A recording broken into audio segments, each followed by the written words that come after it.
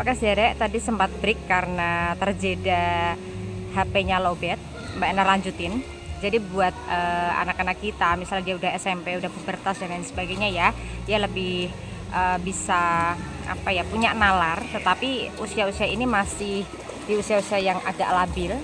Jadi sebelum nanti kita tanya misalnya ada PR dan lain sebagainya, kita tanya dulu aja tentang gimana Kak, gimana Dek gitu. Di sekolah enak gak, asik gak, nyaman gak gitu. Jadi perlu juga ditanya tadi dinakalin gak sama temennya, atau mungkin juga bisa ditanya nakalin gak gitu. Jadi siapa orang yang paling harus cerewet ya, siapa orang yang paling harus memiliki andil ataupun kepedulian adalah tak lain tak bukan adalah orang tuanya sendiri.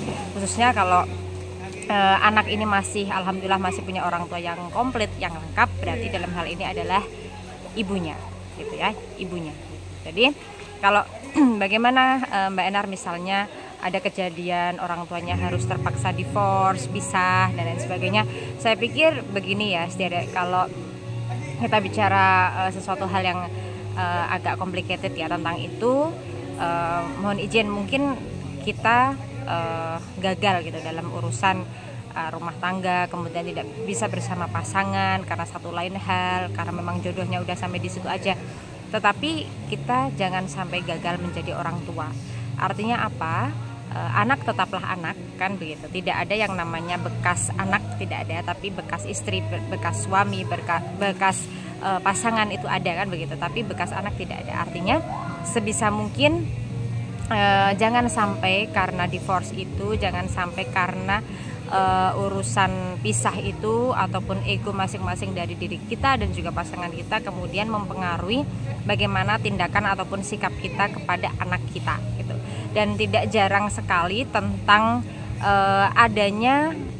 tentang adanya kejadian di luar sana tentang anak-anak ini sebenarnya ngapain sih mereka, kenapa bisa tawuran, kenapa mereka bisa melakukan hal-hal yang di luar nalar gitu kan. Karena anak-anak yang labil ini sebetulnya menginterpretasikan tentang mencari perhatian itu dengan begitu gitu. Jadi saya pernah ingat filmnya Jackie Chan tahun 2004 atau 2004 kelihatannya ya, 2004 itu tentang anak-anaknya orang kaya, ada anaknya, kalau di Semarang ini berarti anaknya Kapolres gitu kan, terus kemudian anaknya bankir, anaknya pengusaha, anaknya pejabat gitu.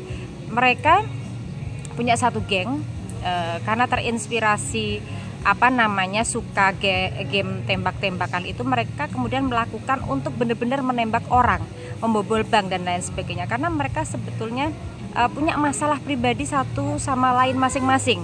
Ada yang anak itu dibanding-bandingkan, yang orang tuanya Kapolres ini anak itu dibanding-bandingkan terus dengan anaknya orang lain, dikerasin gitu kan. Kemudian tidak diberikan satu perasaan aman, satu perasaan nyaman, satu perasaan bahwa orang tua adalah tempat untuk kita berkeluh kesah, orang tua adalah rumah, orang tua adalah seseorang yang pertama kali bisa kita jadikan benteng keamanan. Tapi sebaliknya orang tua ini justru malah yang menjudge, membandingkan, mengata-ngatai, membuli. Itu malah bersumber dari orang tuanya sendiri, sehingga kemudian anak ini mencari rumahnya di luar dengan cara menginterpretasikannya dengan berbeda, mencari perhatian, mencari capernya itu dengan cara-cara yang di luar nalar. Bahkan capernya, mohon maaf, sampai melakukan tindak kekerasan. Paling sederhana, sebenarnya nggak sederhana juga, adalah tawuran itu. Kemudian menciderai orang, kemudian sampai menghilangkan nyawa seseorang bahkan dengan mudahnya gitu. Dan kemudian mohon maaf, ini kritik juga sebagai orang tua ataupun orang tua kayak kita ini melihat fenomena itu, kemudian merasa bahwa nggak mau disalahkan, atau kemudian bentar, ini gambarnya agak gelap, kemudian sebentar, oke, bentar ya Zere, cukup. Jadi jangan sampai kemudian orang tua ini kemudian nggak mau disalahkan. Ya kalau bukan orang tuanya lagi yang salah, lalu siapa? Apalagi anak-anak ini kalau di bawah umur, belum 16 tahun atau belum 17 tahun, belum punya KTP ya, seperti undang-undang anak menyampaikan, atau belum 18 tahun gitu deh. Ya padahal kelakuannya udah melebihi 18 tahun. Terus kemudian siapa yang harus bertanggung jawab kalau bukan orang tuanya, kan begitu. Sehingga saya pikir untuk melakukan tindakan pencegahan lagi di kemudian hari supaya tidak terjadi hal-hal seperti itu, kembali lagi kita sebagai orang tua menjadi garda terdepan bagi anak kita, menjadi rumah bagi anak kita, menjadi tempat bagi anak kita untuk untuk kemudian membuat mereka ini terdidik dulu di dalam keluarga, supaya mereka kalau keluar di masyarakat itu menjadi satu bagian yang untuk memperkuat, bukan kemudian menjadi onar di masyarakat itu.